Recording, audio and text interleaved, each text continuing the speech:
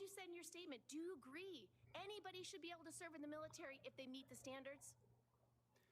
Senator, as the president has stated, I don't disagree with the overturn of Don't Ask, Don't Tell.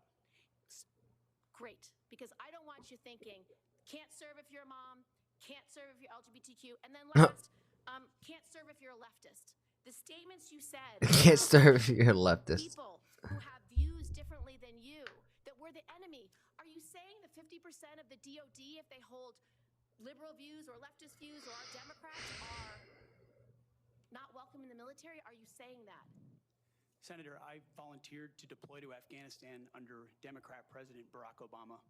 I also volunteered to guard the inauguration of Joe Biden, but was denied the opportunity to serve because I was identified as an extremist by my own unit for a Christian tattoo. What is very racist extremist about your tattoo that you have, Mr. Hegseth? I think that's this guy's name. Tattoo I have right here.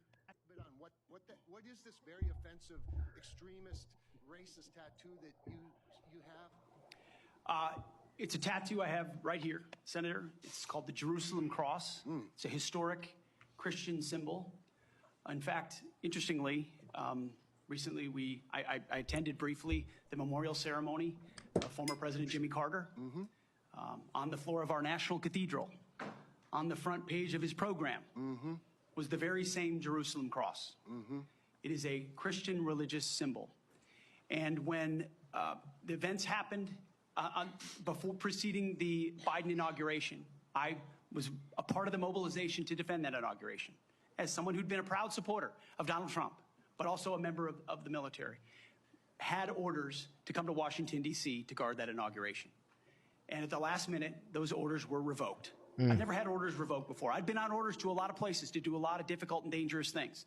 They were revoked, and I was not told why. Later, when I wrote my book, I was able to get information. It was because I had been identified. Someone who'd served in Iraq, in Afghanistan, in Guantanamo Bay, holding a riot shield outside the White House. I'd been identified as an extremist. Wow, for doing his job. For doing the jobs and fulfilling the duties that he was given. That's insane. Someone unworthy of guarding the inauguration of an incoming American president. And if that's happening to me, Senator, how many other men and women, how many other patriots, how many other people of conscience? We haven't even talked about COVID and the tens of thousands of service members who were kicked out because of an experimental vaccine. In President Trump's Defense Department, they will be apologized to. They will be reinstituted with pay and rank. Things like focusing on extremism, Senator, have created a climate inside our ranks that feel political when it hasn't ever been political.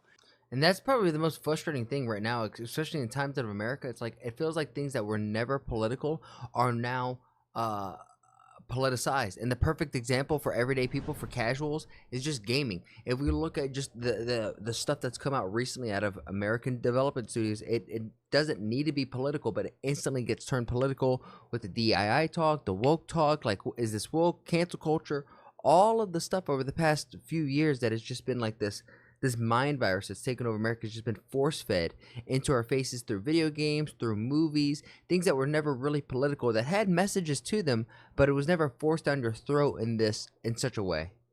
Those are the types of things that are going to change. And Senator Sullivan, you mentioned that study. After a whole study was held, extremism working group study, 100 extremists were identified in the ranks of 3 million. And most of those were gang-related. So it was a made-up boogeyman to begin with. You, Mr. Hegseth, are not the extremist. The people who would deny you your expression of faith are the extremists. But that's been supposedly his party, or the left's party. They're the racists. They're the bigots. We're actually saying the quiet part out loud now? You're the one that is protecting their right to be one. Thank you for that. Wow, we're saying the quiet part out loud. Well, excuse me. Democrats sure didn't seem to care when the Jerusalem Cross was on Jimmy Carter's funeral program. The hypocrites. I mean, that's totally it. I mean, if this is the tattoo that got him in trouble, and he pulled it up. It was at Jimmy Carter's funeral. This is the thing in front of it. Like, if you're gonna call him out for that, we got to draw attention to that, right? What's she passionate about? Duty service members. We have hundreds of women who are currently in How are we liking American politics? This is crazy. the infantry. This feels like high school drama to the max. Lethal members of our military serving in the infantry, but you degrade them. You say, we need moms, but not in the military, especially in combat units. So specific to Senator Cotton's question, because Senator Cotton was giving you layups to differentiate between different types of combat. And specifically, as Secretary, would you take any action to reinstitute the combat arms exclusion for female service members, knowing full well you have hundreds of women doing that job right now? And the standards, your 2-mile run, Tom, is about the Army Combat Fitness Test. It is not the requirements to have an MOS 11 Bravo. I'm pretty sure that our standard or military, like our physical fitness test, went down, right? I think it was easier made once anybody could join the military. Which is the infantry. These are the requirements today for Yeah, but were they in people serving 2000? the industry, men and women. They are gender neutral, and they are very difficult to meet. They have not been reduced in any way, and our combat units, our infantry is. I want her to define what is difficult, because is running a mile and like doing 20 push-ups and 20 pull-ups extremely difficult? Lethal. So please explain If it is, I don't know if that's a healthy community or a healthy society. specifically, because you will be in charge of 3 million personnel. It is a big job. And when you make these public statements, and I get you were not Secretary of Defense then, I get you were on TV, I get you were helping veterans, I get it was a different job. But most recently, you said this in November of 2024, knowing full well you might have been named as Secretary of Defense. I would have loved to have heard his response on this, because this lady just went on a full 90-second yappening. Poor Gillibrand, she needs to go and stand in the front line so she can understand what Pete is talking about. It's all about having high standards for whether it's male or female. By the way, did you notice the Democrats all of a sudden understand that there are 2 genders, male and female? Ooh, I didn't even realize that. Men and women. Ooh, and they're very difficult standards to meet. They have not been reduced. I think there's a little bit of wordplay going on here, because sure, they have not been reduced in the past 4, 8, maybe even 12 years, but I'm pretty sure our military standards did get reduced back in the early 2000s, maybe even the late 1990s. Oh, we gotta love her. Quite sure that every general who serves should not go directly into the defense industry for 10 years. You're not willing to make that same pledge? I'm not a general, Senator.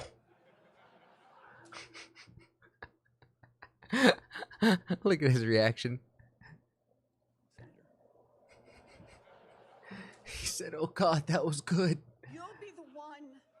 Let us just Oh be God, clear. that was good. In charge of the generals. Okay, but in all fairness, I will say, and the way that this question was asked and the delivered was asking, I think there is a serious issue with high-ranking generals, once they're done in the military, taking jobs directly into these NGOs and military contracting positions, right? Like I think, like for the military complex, I think this perpetuates the deep state in the military complex. But even as you think about it, it's like if you want these people who are going to work on the arms industry in the private sector, you're going to want them to have experience, and the only real experience you got is from the military. So you're going to want to hire those guys. So it's like it's a double-edged sword. Ultimately, when you want the best qualified person for the job to be in that role, no matter if it's for the whatever position it's in. With 7 4-star Bloating. What are you going to do about that? Senator, we're going to address that. We won World War II with 7 4-star generals. 7. Today we have 44 Oh my God, that's a lot of cooks in the kitchen. 4-star generals. There's an inverse relationship between the size of staffs and victory on the battlefield. We don't need more bureaucracy at the top. We need more warfighters empowered at the bottom. Huge. Big facts. Big facts. You need only a few people to be barking out orders when everyone else can follow those orders. And even if necessarily don't agree with them, right, you still have to respect the chain of command. So it's going to be my job, working with those that we hire and those inside the administration, to identify those places where fat can be cut so it can go toward lethality. Oh, I love that. I love hearing that the government has been this fat, overbloated person, and now it's going to be going through some conditioning, going to be trimming the fat, getting rid of the bloat, and becoming a lethal fighting machine again. Something to be respected, because America used to be a place of respected. We were once great. People once loved us. America was the land of the free, the home of the brave. But now it's the corrupt and the coward and the woke. But no more. No more. Senator Top Gold asks Pete, do you support Israel's war in Gaza? His response here is actually kind of insane. Big audience here. Many of them seem to be patriotic supporters of you, Mr. Hegseth. Some of them seem to be liberal critics of you. I would note that it's only the liberal critics that have disrupted this hearing. As was my custom during the Biden administration, I want to give you a chance to respond to what they said about you. I think the first one accused you of being a Christian Zionist. I'm not really sure why that is a bad thing. I'm a Christian. I'm a Zionist. Zionism is that Thank you for explaining what Zionist was. the Jewish people deserve a homeland in the ancient Holy Land where they've lived since the dawn of history. Do you consider yourself a Christian Zionist? If that's all that it is, then yeah, that kind of makes sense. Senator, I'm a Christian, and I robustly support the state of Israel and its existential defense, and the way America comes alongside them is a great ally. Thank you. Because another protester, and I think this one was a member of Code Pink, which, by the way, is a Chinese Communist front group these days. I mean, Code Pink, that doesn't sound like that's the most trustworthy group I've ever heard of. You guys? Said that you support Israel's war in Gaza. I support Israel's existential war in Gaza. I assume, like me and President Trump, you support that war as well, don't you? Senator, I do. I support Israel destroying and killing every last member of Hamas. And the Insane. I mean, not that he's wrong. I'm not saying that he's wrong, but it is just kind of insane that this is the level of, like, beforehand it feels like the last election you couldn't say the quiet parts out loud, and now people are not afraid to say at least what's on their chest, or presumably what is on their chest. And for Pete Hegseth, I wish him the best. It looks like this guy's going to go in.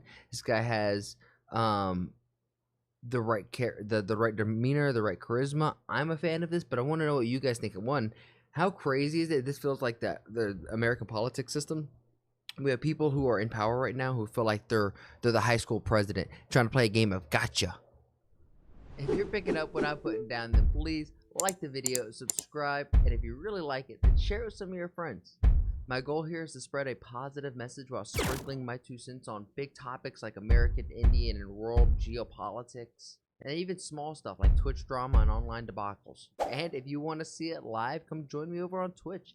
Twitch.tv/ActuallyElrod. That's where I'm going to do all my reactions, and after the reactions, that's where we get down a game. And if you're like, hey, I have a video that I want this dude to sprinkle his 2 cents on, then come over on my Discord and let me know and join the community there. And while we're at it, I have to say thank you to everybody who has made that Discord just so poppin'. I never thought I'd have a Discord that's so flowing. It's really cool to see. Shout out to you, Bobby, Omni, Demon, all of you who have been in there who are just super active. Logie, you're the man. Logie is the one who's like modding and helping run the server, so thank you, Logie. Lastly, I challenge you. I have a challenge for you. Make somebody laugh today. We all know there's enough hate and vitriol in the world. If energy is contagious like the flu, then let's spread and get everyone contagious with our positive energy, right? Not negative energy, because there's so much of that. And if we could just be a small little change in someone's day, then you never know. Maybe that's the thing that starts shifting this world to a happier, healthier, just better place. And with all that said and done, thank you guys, and I'll see you on the next one.